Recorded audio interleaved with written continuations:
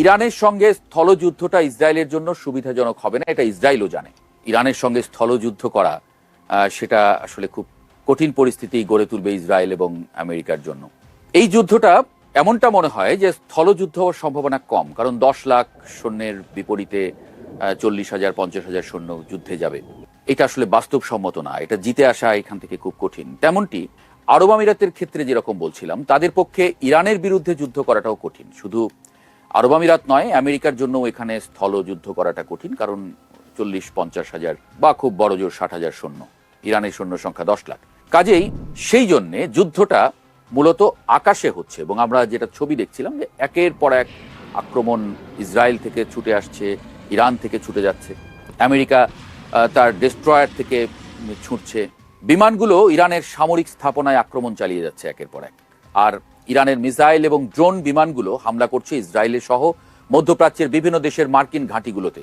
শুরুর যে ছবিটা, যে ম্যাপটা আমরা দেখছিলাম, সেই ম্যাপে কিন্তু পরিষ্কার ছিল যুদ্ধের হিসাবটা এই মিসাইল এবং ড্রোন হামলা এবং এগুলোর ঠেকানোকে কেন্দ্র করে এখন তৈরি হয়েছে। এক দেশ মিসাইল মারছে, অন্যরা সেটি ঠেকানোর চেষ্টা করছে। এখন ইরানের ক্ষেত্রে সেই প্রযুক্তি শুরুতেই ধ্বংস করে ফেলা হয়েছে।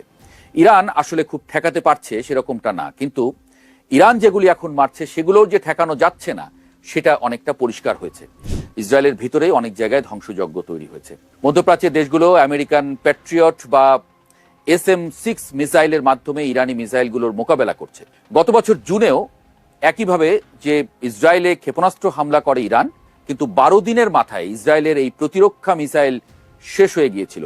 আপনাদের মনে আছে নিশ্চয়ই। যুদ্ধ চালিয়ে যাওয়া তখন অসম্ভব হয়ে পড়ে ইসরায়েলের জন্য, এবং সে সময় ইসরায়েলকে রক্ষা করতে ইরানে হামলা চালায় আমেরিকা। 22শে জুন ইরানের 3টি পারমাণবিক স্থাপনায় হামলা করে আমেরিকান যুদ্ধ বিমান, এবং সেজন্য আমেরিকা থেকে স্টেলথ বিমান উড়িয়ে নিয়ে যাওয়া হয় মধ্যপ্রাচ্যে। সে সময় প্যাট্রিয়ট মিসাইল শেষ হয়ে যাওয়ায় সেই যুদ্ধ আপাতত শেষ করে ইসরায়েল। কারণ ইরানের সঙ্গে স্থলযুদ্ধটা ইসরায়েলের জন্য সুবিধাজনক হবে না, এটা ইসরায়েলও জানে। এর মধ্যে লেবাননের সঙ্গে যুদ্ধ করতে গিয়ে ইসরায়েলের বেশ কয়েকজন সৈন্য মারা গেছেন। এদের একজন মাহের খাতার, তার ছবি প্রকাশ করেছে ইসরায়েলি সেনাবাহিনী। এর আগে আমরা এরকমটি দেখিনি।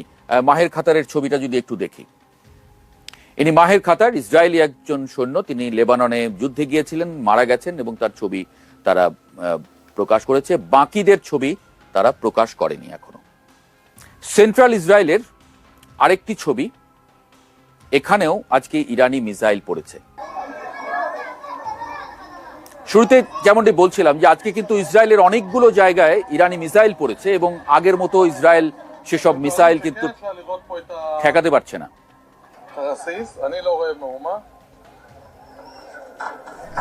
ওই মিসাইলগুলি তারা ঠেকাতে পারেনি। এর আগে আমরা যেমন দেখেছি যে ইরানি ব্যালিস্টিক মিসাইলগুলো ইসরায়েল প্যাট্রিয়ট মিসাইল বা SM-6 মিসাইল দিয়ে ঠেকিয়ে ফেলেছিল, আজকে তেমনটি হয়নি। আরেকটা ছবি একটু দেখি, এর পরের ভিডিওর ছবি। বলছিলাম পার্শ্ববর্তী দেশগুলোতে হামলা করেছে। এটি কুয়েতের একটি সরকারি ভবনের ছবি।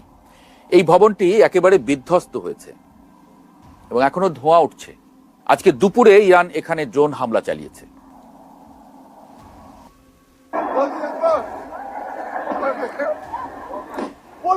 পরের এই ছবিটা গতকাল রাতে ইরান যখন হামলা করেছিল, ইরানি হামলার প্রতিরোধ করার জন্য ইসরায়েলের অ্যান্টি ব্যালিস্টিক মিসাইল ছোঁড়ার দৃশ্যটা এটা। ইসরায়েলকেও কিন্তু অসংখ্য মিসাইল ছুটতে হয়েছে। ইরান ব্যাপক হামলা করেছে এবং সেই ব্যাপক হামলা মোকাবেলায় তাকেও অনেক মিসাইল ছুটতে হয়েছে। অনেকগুলো তারা ঠেকাতে পেরেছে, কোনোগুলো ঠেকাতে পারেনি, কিন্তু তার মিসাইল কিন্তু খরচ হয়েছে। গতকাল রাত পর্যন্ত ইসরায়েল যতটা প্রতিরোধ গড়ে তুলতে পারছিল, আজকে দিনে কিন্তু তারা প্রতিরোধটা গড়ে তুলতে পারেনি বলে দেখা যাচ্ছে। অনেক সংবাদ মাধ্যম এরকমটি বলছে। এরপরে একটা ছবি একটু দেখাতে যাই, এটা ভয়াবহ শোকের ছবি। আগের দিন ইরানের হামলায় কয়েকজন ইসরায়েলি মারা গিয়েছিলেন। এদের মধ্যে 2 জন রনিত এলিমেলেক এবং সারা এলিমেলেকের মৃতদেহের সৎকার করার সময় আবারও হামলা করে ইরান।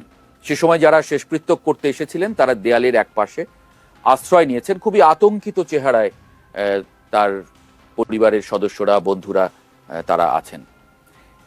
এটা সৎকার করতে এসে তারা নিজেরাই একটা বড় হামলার মুখে পড়েছেন।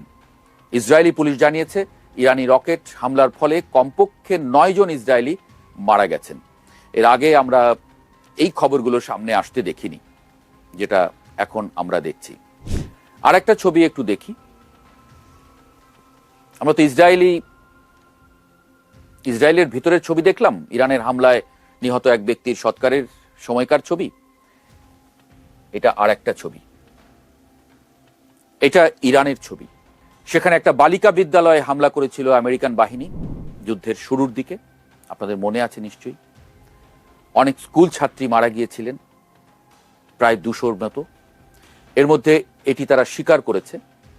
স্কুলের নিহত বাচ্চাদের জন্য শোক করছে ইরানের সাধারণ মানুষ এবং অভিভাবকরা। এই শোক আসলে সইবার নয়। আন্তর্জাতিক নারী দিবস, এই দিবসে বিশ্বব্যাপী মেয়েদের স্কুলে বোমা হামলার প্রচারণার সামনে নিয়ে এসেছে ইরান। আজকে আমেরিকার বিভিন্ন শহরে এটা নিয়ে বিক্ষোভ হতে দেখেছি আমরা, গণমাধ্যমে এসেছে। আজকে নিউ ইয়র্ক টাইমস লিখেছে যুদ্ধের প্রথম 6 দিনে $6 বিলিয়ন খরচ হয়েছে আমেরিকার একার। এভাবে চলতে থাকলে আমেরিকার বাজেটে ঘাটতি দেখা দিতে পারে, এরকমটি সেই প্রতিবেদনে উঠে এসেছে। এই বাস্তবতায় একটা কথা না বললেই নয়, তা হলো আমরা যদি দ্বিতীয় বিশ্বযুদ্ধের দিকে তাকাই, যখন জাপান এবং জার্মানের ঐক্য সেই শক্তির সঙ্গে পেরে উঠছিল না মিত্রবাহিনী, তখন আমেরিকা কিন্তু জাপানের 2 শহরে পরমাণু বোমা হামলা করে বসে। এর ফলে জাপান আত্মসমর্পণ করতে বাধ্য হয়। আমেরিকা এবং ইসরায়েল 2 দেশের হাতেই আমরা জানি যে পরমাণু বোমা আছে।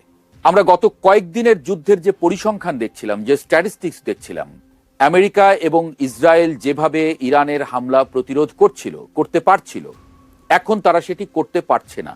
গত 2 দিনে চিত্রটা অন্যরকম, বিশেষ করে আজকে দুপুর থেকে চিত্রটা অন্যরকম।